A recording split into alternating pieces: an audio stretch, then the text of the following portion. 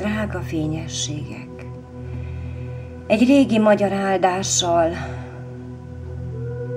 szeretném kezdeni ezt a kis videót,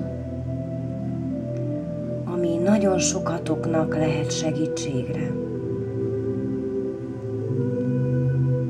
Régi magyar áldás.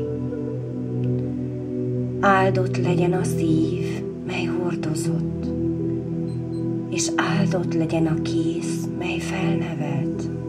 Legyen áldott eddigi utad, és áldott legyen az egész életed.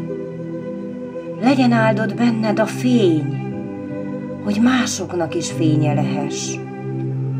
Legyen áldott a napsugara, és melegítse fel a szívedet, hogy lehess enyhét adó forrás a szeretetedre szomjazóknak,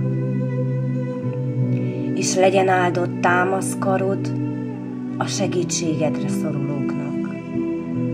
Legyen áldott gyógyír szavad minden hozzád fordulónak.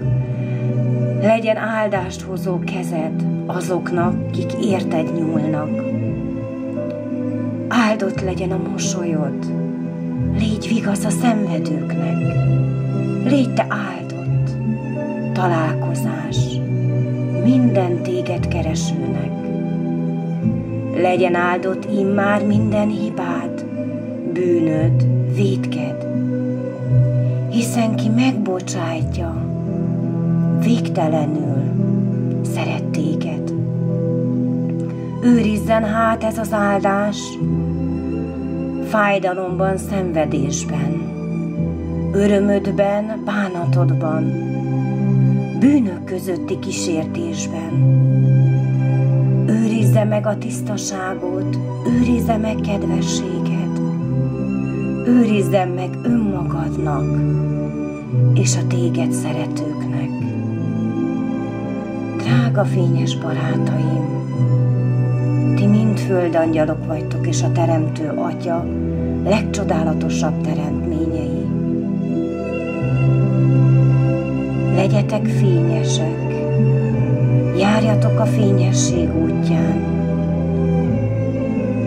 mert aki a fényesség útján jár, az maga is Isten fénye lesz. És aki Isten fénye, az a szeretet és békesség, és a meghittség, a nyugalom, és a harmónia hírvivője. Légy hát te is az, drága barátom. Légy a fényesség csodálatos uralkodója.